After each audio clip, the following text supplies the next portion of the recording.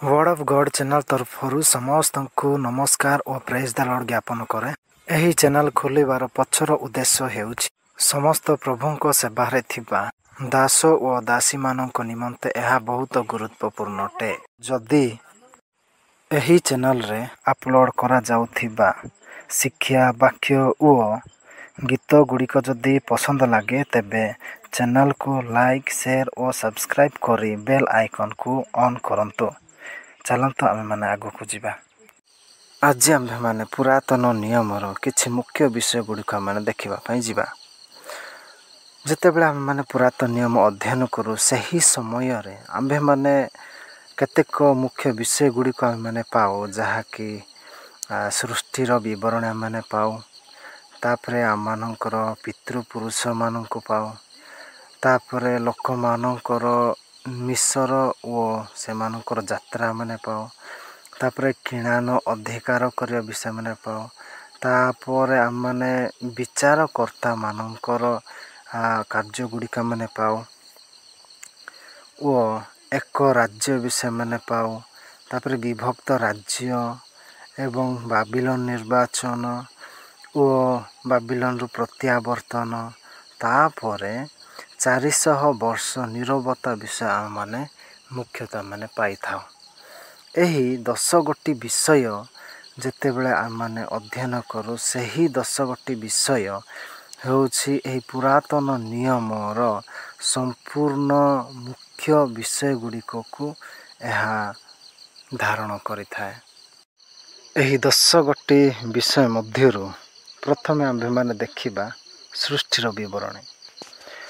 परमेश्वर जेतेबेले सृष्टि कले सही समय रे समस्त विषय सृष्टि करू करू से 6 दिन मध्य समस्त विषय से सृष्टि कार्य से समाप्त कले।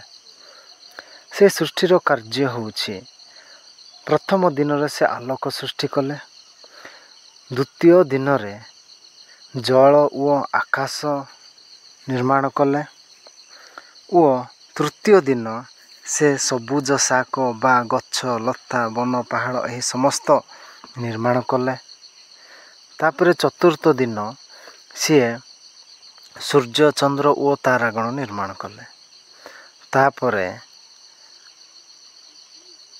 पंचम दिन मत्स्य और पक्षीगण निर्माण कले और षष्ठ दिन पशुगण वो मनुष्य मानक से निर्माण कले। एहीपरि 6 दिन मध्य समस्त सृष्टि को से समाप्त कले।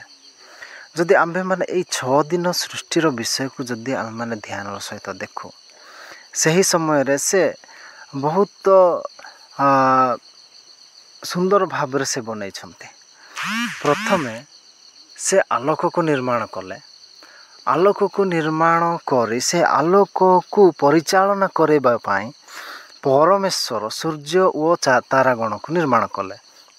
दिन रे कर्तृत्व करबा पाई सूर्य को निर्माण कले एवं रात्रि रे कर्तृत्व करबा पाई से सूर्य ठारो एक छटिया ताठारो एक क्षुद्र चंद्र ता सहित तारागण मान को से निर्माण कले जोटी का माने बाइबल माध्यम रे भी माने पाई था।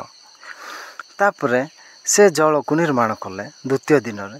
तापरे पंचम दिन रे से जल रे बा जल को परिचालना करबा पाई परमेश्वर माछ मान को निर्माण कले ओ आकाश रे उड़ीबा पाई पक्षी मान को मध्य निर्माण कले।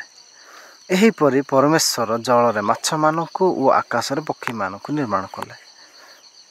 तापर जेतेबेला आम तृतीय दिन को आम देखू से तृतीय दिन रे परमेश्वर सबुज शाक बा गछ गुड़िक घास यही समस्त विषय से निर्माण कले। निर्माण कला पर यही घास यही गछ लता मान को समस्त विषय को परिचालना करबा पाई परमेश्वर पशुगण और मनुष्य मान को निर्माण कले। होई पारे किछि लोक माने भाबुथिबे हेले सूर्य चंद्र और तारागण न थाए कि किमती प्रथम दिन और द्वितीय दिन और तृतीय दिन चतुर्थ दिन पंचम दिन षष्ठ दिन सप्तम दिन एपरि होउथिला बोले होई पर लोक माने भाबुथिबे नाई किंतु परमेश्वर से कौन कले प्रथम से आलोक को निर्माण कले। ଆଲୋକ ତାହା ନାହିଁ ଯେ ଯେଉଁ ସୂର୍ଯ୍ୟ ଚନ୍ଦ୍ର ଥିଲେ ହିଁ ଆଲୋକ ହୁଏ, କାରଣ ପରମେଶ୍ୱର ନିଜେ ଆଲୋକ ସଦୃଶ ଅଟନ୍ତି। ଯଦି ଆମେ ପ୍ରକାଶିତ ବାକ୍ୟର ଯଦି ଆମେ ଅଧ୍ୟୟନ କରୁ, ସେହି ସମୟରେ ସେହି ପରମେଶ୍ୱରଙ୍କର ଯେଉଁ ଜ୍ୟୋତି, ଯେଉଁ ମନୁଷ୍ୟମାନଙ୍କର ଯେଉଁ ଗୌରବମୟ ଶରୀର ଏବଂ ଯେଉଁ ନୂତନ ପୃଥିବୀ ଓ ନୂତନ ଆକାଶମଣ୍ଡଳ ଯେତେବେଳେ ପରମେଶ୍ୱର ସୃଷ୍ଟି କରିବେ, ସେହି ସମୟରେ ସେଇଠି ସୂର୍ଯ୍ୟ ଚନ୍ଦ୍ର କି ତାରାଗଣ ନଥିବେ। ସ୍ୱୟଂ ଯୀଶୁଖ୍ରୀଷ୍ଟ ସେଥିର ଆଲୋକ ସଦୃଶ ଅଟନ୍ତି। କିନ୍ତୁ ଏହି ଆଲୋକକୁ ପରିଚାଳନା କରିବା ପାଇଁ ପରମେଶ୍ୱର କ'ଣ କଲେ? ସୂର୍ଯ୍ୟକୁ ନିର୍ମାଣ କଲେ ଏବଂ ରାତ୍ରି ପାଇଁ ଚନ୍ଦ୍ର ଓ ତାରାଗଣକୁ ନିର୍ମାଣ କଲେ। ଯଦି ପରମେଶ୍ୱର ଜଳକୁ ଓ ଆକାଶମଣ୍ଡଳକୁ ନିର୍ମାଣ ନ କରି ଯଦି ସେ କେବଳ ମାଛମାନଙ୍କୁ ନିର୍ମାଣ କରିଥାନ୍ତା କି ପକ୍ଷୀମାନଙ୍କୁ ନିର୍ମାଣ କରିଥାନ୍ତା, ତାହେଲେ ମାଛମାନେ ଜଳ ବିନା ବଞ୍ଚି ପାରିନଥାନ୍ତେ କି ପକ୍ଷୀମାନେ ଆକାଶ ନଥାଏ ଉଡ଼ି ପାରିନଥାନ୍ତେ। ଏହିପରି ଯଦି ସବୁଜ ଶାଖ ନଥାଇକି କି ଗଛ ଲତା କି ଘାସ ନଥାଇକି ଯଦି ପରମେଶ୍ୱର ପଶୁଗଣକୁ ନିର୍ମାଣ କରିଥାନ୍ତା କି ମନୁଷ୍ୟମାନଙ୍କୁ ନିର୍ମାଣ କରିଥାନ୍ତା, ତାହାହେଲେ ପଶୁମାନେ କି ମନୁଷ୍ୟମାନେ କେବେ ମଧ୍ୟ ବଞ୍ଚି ପାରିନଥାନ୍ତେ। ଏଥିପାଇଁ ପରମେଶ୍ୱରଙ୍କ ଠାରେ ଏତେ ଜ୍ଞାନ ଯେ ସେ ପ୍ରଥମେ କେଉଁ ଜିନିଷକୁ ସେ ନିର୍ମାଣ କରିବା କଥା ସେଇ ସମସ୍ତ ବିଷୟ ସେ ନିର୍ମାଣ କଲେ। ତାପରେ ତାହା ଅଧୀନରେ ବା ତା ସହିତ ସେ କ'ଣ କଲେ?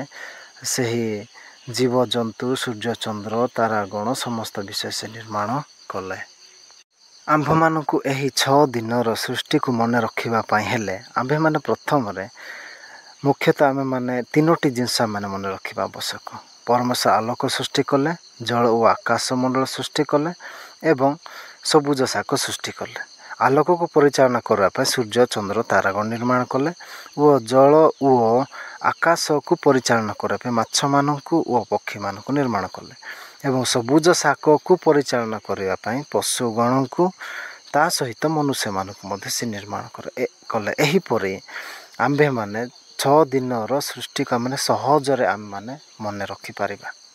ଏହା ହେଉଛି ସୃଷ୍ଟିର ବିବରଣୀ, ଯେଉଁଟାକି ଆମେମାନେ ଅତି ସହଜରେ ଆମମାନଙ୍କର ମନରେ ଆମେ ରଖିପାରିବା।